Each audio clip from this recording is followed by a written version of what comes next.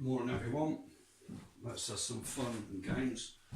Today we're going to play a bit about the patent office, what a con it is. A chap called Albert Einstein worked in a patent office. He got different patents together, collected the information and come up with the E = MC squared. The man's a thief. As all a patent office does, it's run by a government. They have the first read of your patent and they do one of three things for it. One, stamp it national security because they're going to get fucked. Two, stamp it national security and give it to the military and you got fucked. Or stamp it three, not viable because it economically destroys the country. You may, with a little bit of luck, get them to acknowledge it, but then they will only acknowledge something if it's not worth anything to them. So that's why I tend to do everything public, because I don't give a fuck about the patent office. If anybody takes my technology and makes anything of it and makes it work, remember where you got it from, and I'll accept my little bit at the end of the day. There we go. I'll keep my lights running along the bottom. They are powered on a single wire, so you don't have to have two wires around a house, only one. So that's half the cost of all the wire in the house, and I can add as many of these as I want, but I've proved a point with this row here.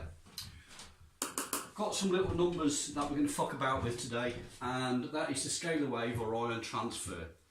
Forget electricity, it's old-fashioned, it's a dinosaur, it kills you, it's dangerous, it uses horrible, nasty electron things.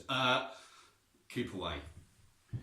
You live on the planet Earth, and I use a calculation up here what's known as an E1 to an E2. That's two wires, Earth on one side, Earth on the other, touch them on your ear rolls, bang.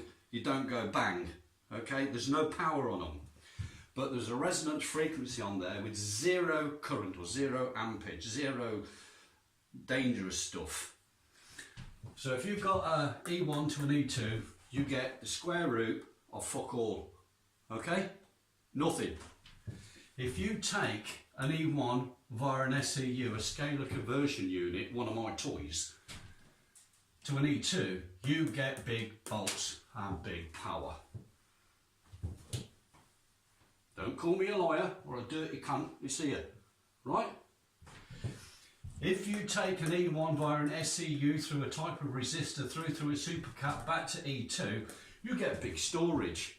Fuck the battery wheels, bye bye Mr. Duracell, Varta and all the rest of them who use the alkaline, lithium batteries, NiCad, they're all out of date. That means all the African countries where they dig out all the lithium and that, they're all gone bankrupt. Cheers Nige, clean the world up.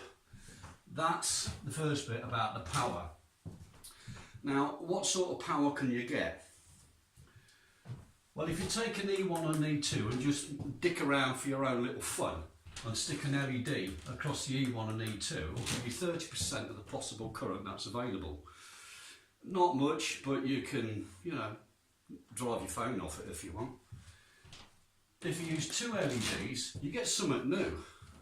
If you've got two legs on an LED, and you've got two legs on an LED, and you put them together, you end up with three legs. Ha! Fuck me! We've got three legs, we've got a plus, a zero and a minus, which gives us a new ion state. You don't get that with electricity, you've got plus and minus, kill you or not. If you take four LEDs and you configure them in a certain way, you end up with a plus, a zero, a minus, plus AC, plus DC, plus ion conversion. Fuck me, that's a little bit better than electricity. Now if you take that lot and use a bit of common sense, you know, this stuff that up here that you were born with, the bit that says don't stick your fingers in the cage because you get fucking bit.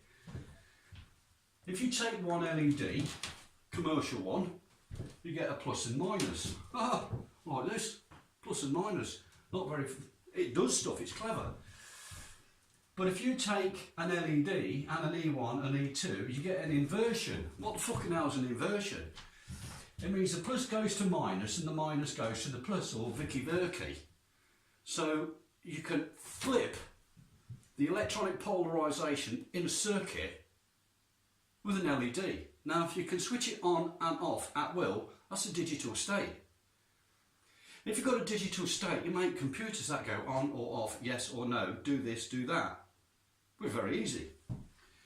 But if you now use a complex set of LEDs, like I've got down here on my desk, you can have plus plus plus, plus plus minus, plus plus zero, plus plus, minus plus a plus, minus plus minus, and minus plus zero, which is 6 ion states from an LED, which gives you and, or, else, if, nor, and XOR.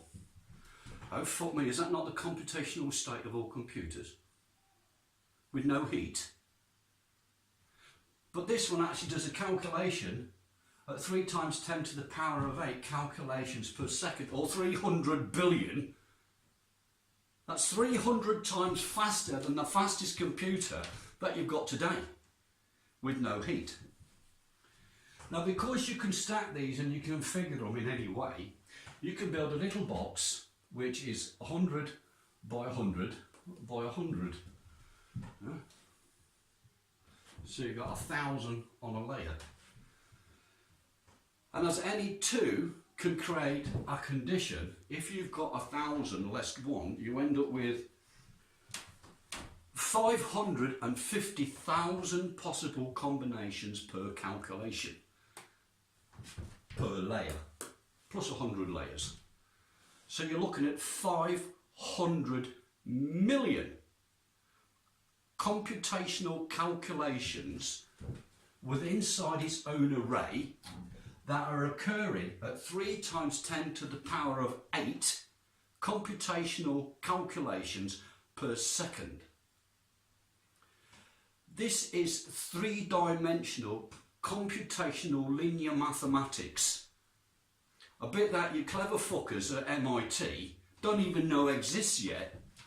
This makes quantum computing as archaic as a fucking stone wheel. Now, if anybody wants to come and test this, you know where I am, you can come and have a play. But all the proof is right in front of you right now. So just a quick one for that one. And I've got to make another one this morning, which is going to piss a few people off. Right, thanks for that one. Cheers, chaps. And ladies.